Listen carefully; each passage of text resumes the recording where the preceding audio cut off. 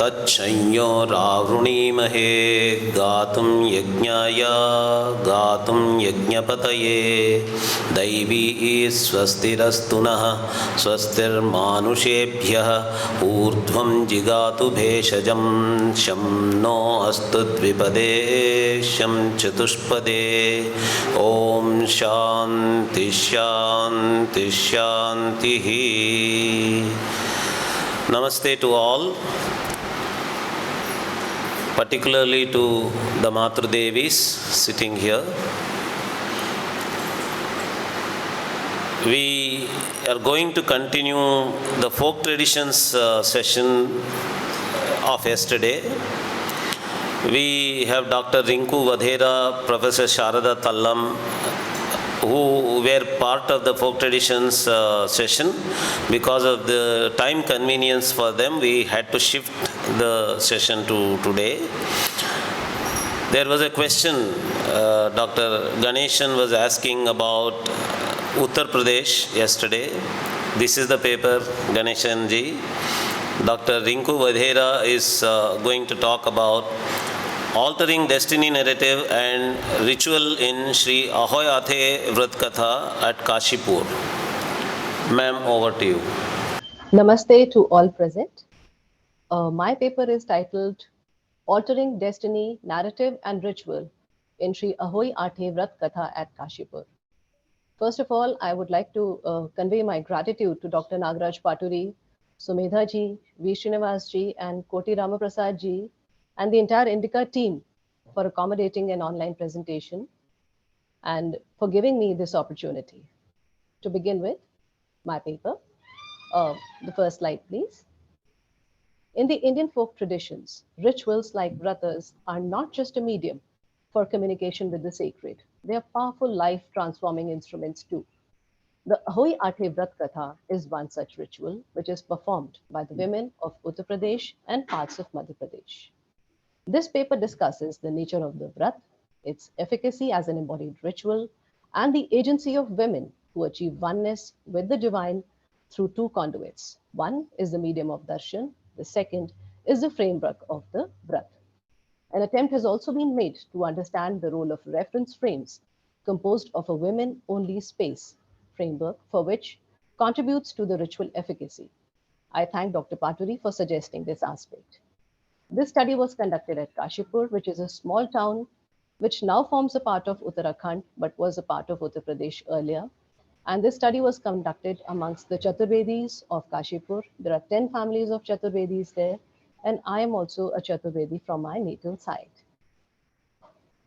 The Vrat conducted here is performed by each family at home with their children. The women take precedence in performing the Vrat, but the men and the children also sit in the Vrat ritual. To discuss this paper, I begin with covering some aspects of the history of the position of women in the Vedas and the Dharma Shastras.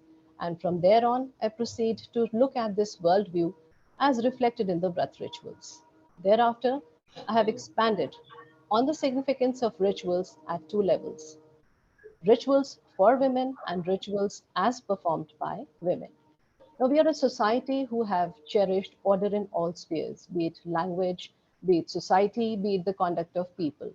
We note that the Dharma Shastras recognized that women had a vital role to play in the reproduction of its Varna Ashram Dharma order, for maintaining the jati, the lineage purity, and the family, all important pillars of the ancient Bharatiya social order. Therefore, the role of women also needed to be defined more precisely. The subaltern scholars have often misunderstood, misrepresented, and mispresented the Vedas and the Dharma Shastras as texts which objectify and purify the woman and portray the woman as the other. A deeper understanding of the ancient society suggests otherwise. When we look at the categorization of women in the Dharma Shastras, we find that the woman, qua woman, remains an important part in all spheres of a Hindu life. She is an essential partner in all rituals. But I would like to make two pertinent observations here. Woman as the mother was the primary normative category. The mother was idealized. Furthermore, with motherhood came qualitative changes in a woman's kinship status through her reproductive abilities. bearing a child established her more firmly in her conjugal home. But we find references to the mother in the inscriptions of kings also, so which establishes the primacy of the motherhood aspect of a woman. We find that the Satvahana inscriptions mention the names of the king's mother. The Gupta inscriptions also.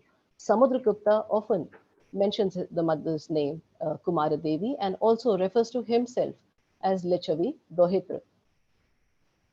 Krishna could not escape Mother Gandhari's curse, and the veneration that Kunti enjoyed is explained as a reason for the polyandrous marriage of the Pandavas. Secondly, woman as a wife also formed a very important category. She enjoyed the status of a potential procreatrix, the Prakriti. I would quote Madhukeshwar here, who says that while interviewing women, she found that some women consciously underplayed their role as a wife and asserted their role as a mother, which was a deliberate strategy because wives are supposed to serve unconditionally in the Indian culture, while mothers are revered unconditionally. The self same change is reflected in the Vrat rituals also. We observe that from the times of the Rig Veda to the time of the Brahmanas, the Sutras, there is a marked change in the nature of the Vrat. While in the Rig Veda we find them as commands or laws for obedience of duty, in the Purans and the Dharma Nibans, they become a different kind of right. We find that their transition happens from rites of maintenance to rites of acquisition. They are portrayed as a service to a deity for achievement of certain specific desires. The Dharma Nibandhas also tell us a lot about the Vrat rituals, and they primarily convey the feeling, the idea that moksha was one of the aspirations, the primary aspirations of a Vrat ritual. But what is the intention of women who perform the Vrat rituals? Let's see this. Now, first, I would take the view of the subaltern scholarship and then go on to speak whatever aspects I find problematic in that. The subaltern scholarship creates and constructs a particular discourse, which it then characterizes as normative and patriarchal. This is the discourse against which they think women exercise agency and within which they have to act subversively and create spaces for themselves. According to subalternism, the normative discourse is not explicitly identified as traditional, but there's a vague categorization of it as Brahmanical, which I find inherently polemical and problematic. I will enumerate some basic features of subaltern scholarship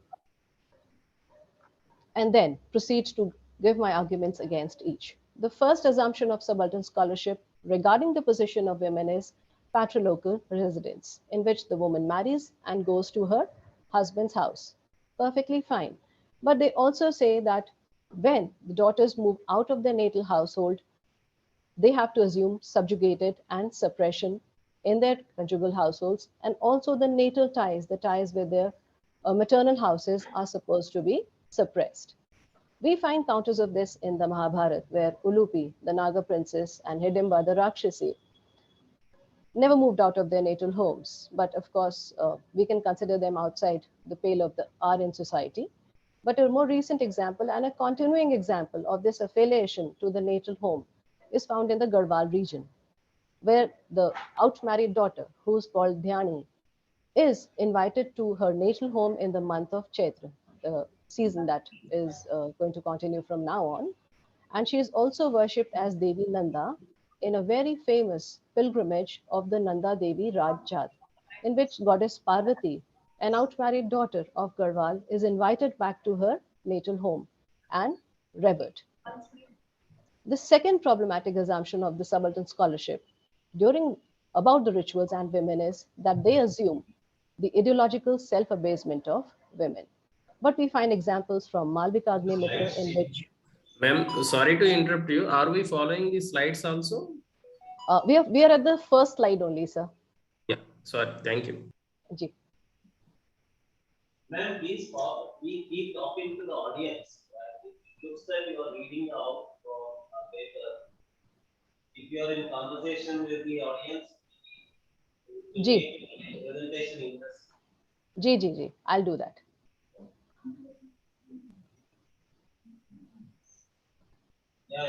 So you have just 15 minutes for the presentation and 5 Ji, minutes for question and answer. ji, And if you come to the topic very quickly, you'll be able ji. to cover more area of your actual topic rather than introduction. All right. Ji, I'll do that. Okay. Then let's go to the next slide, please. The rituals as a cultural system. Yes.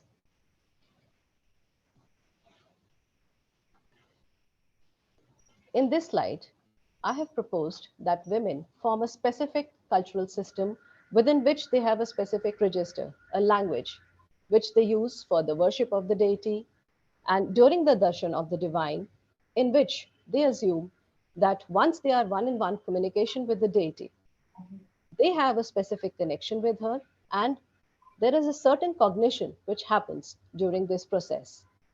I draw upon Turner to view this as an entire cultural system within which many things are possible. To an outsider, it may seem as if whatever is being said in a prayer or acted upon within a puja doesn't have meaning. But for the women themselves, the meaning is constructed through those actions, through the speech in the prayer.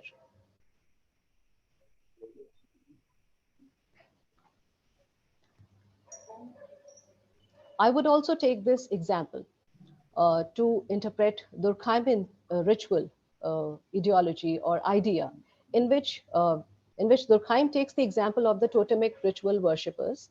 They establish a oneness with the ancestor within the totemic worship. I propose that a similar thing happens within the Vrat system also. When the women are adoring the image of the deity, a similar oneness is established, a similar embodiment happens, and therefore a ritual efficacy is established within the Vrat framework. Next slide, please. In this, I have compared the iconography of Ahoi Mata with Aditi Uttanpad and also traced the evolution of goddess worship through the ages. We know that in the Gupta period, the iconography of the goddess was standardized, and all the imagery of the woman's sexuality, the woman's prakriti, her reproductive capabilities, and her powers were condensed into the goddess form, which are all reflected in the Ahoi poster that you see in front of yourselves, and the image of Aditi Uttanpad on the right. On the left, we see the image of the Ahoi Mata. We see a woman worshipping her. We see various animals. The entire ecology is reflected here along with the sacred symbols. In the image of Aditi Uttanpad, similar things are reflected. So we find reflections of goddess worship till today, starting from the Vedic period. So this is an example of the continuity of goddess worship in our country, in our tradition.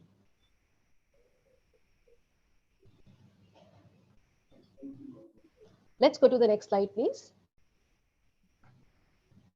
In this, I have talked about the transformative power of the goddess, and I've taken the European aesthetic model as a foil to look at what happens within the Vrat framework as viewed from the European model, because many Europeans have studied it. For example, Pliny has studied it, Benjamin has studied it, and they say that though the model is rather mechanical, and the production of art in mass scale devalues it. It destroys the aura of the artwork. It has political value, maybe, to propagate political ideas, but it certainly lacks the transformative power which a real art possesses. But how do the women see this art? Within the Vrat system, when they're adoring the image of the divine, along with all the elements of the Vrat, a tendency of, you know, um, interaction is established, a dynamic aesthetic of multiplicity is established, and which is a divine attribute to the women who are adoring the image of the deity. Through darshan and the rasa engagements, women are embodying that prayer which they are saying, those actions that they are performing.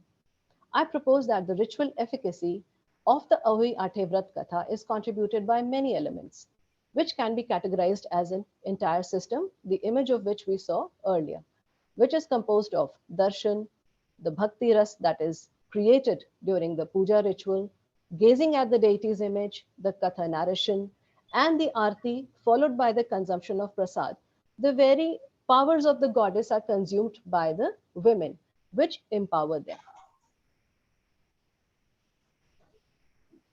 Next, please. I propose that women have created their own specific spaces in which they conduct rituals, they have their own particular languages, and in which they negotiate the chaos of the outside world and try and bring some order into it. And within this space also, they are trying to create an inverse of the outside or disorder, and they are the saviors of the outside world, which is a total reversed category when we look at the outside world and their perception of women. So, women within themselves feel that they are empowered through the ritual, they are empowered within their cultural spaces, and also able to negotiate any kind of disorder that comes their way. They are the ones who are creating the order themselves.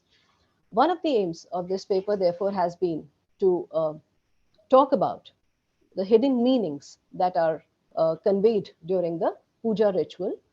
And while these have not been really studied by scholars, I have tried to do some kind of research into it and try to associate them with various uh, ideas that I felt I had observed and found to be true.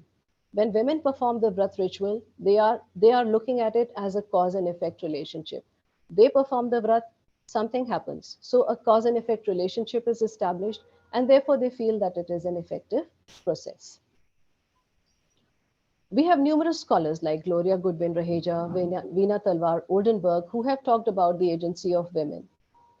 And we feel that I am in agreement with them on certain points, not on all, but I feel that the Vrat ritual is an embodied ritual and it is made efficacious by the women who perform it. And I argue that it is evident that many rituals seek to convey cosmological information, and it is true that the performance of the ritual is always linked to the status claims of the participants. Women are who they say they are, and therefore, this kind of performative self is heightened during the ritual, along with all the elements that are present in a Vrat ritual, the puja thali, the deepak, the jal, which is kept in the thali. All the accompanying elements in a Vrat ritual contribute to making it efficacious for the woman. Next, please. Next slide, please. And I, to conclude, would like to say that rituals for women are cathartic. They are transformative in that women can transform themselves and the idea of the universe within the framework of the Vrata. And therefore, rituals are theological, in my opinion, and transformative, and therefore, they are efficacious. With this, I would end my presentation. Thank you. Yeah, the Puranas actually place vratas as parallel to yajna.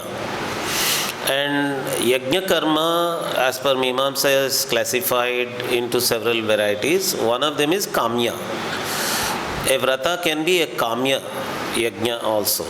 If it is a kamya yajna, the kama is of the yajamana. So, in Vrata, the Yajamana here is the Vrata performing woman. It is her kama and it becomes a kamya. But every yajna, every Vrata need not actually be a kamya karma only. Naimittika karmas are there. Some of them could be. A Vrata can be a Naimittika Vrata. A Vrata can be a kamya Vrata. And some of the Vratas are actually Nitya also. And all vratas are actually dikshas. Okay, so the fear there is not the fear of some consequence coming from above. It is a fear of losing the diksha, losing the formness. So it is a pledge that the person takes to herself, and it is a fear of losing the pledge, right? So that that is the fear that I am becoming weak. Actually, I am performing my strength by showing that I have taken the Diksha. Wow, very strongly. So it is not that somebody is punishing you for not doing this, though it is articulated in that way. It is articulated as though somebody from above is watching you and trying to punish you. It is actually somebody watching from inside who is going to punish you with guilt later. That is being articulated in that fashion.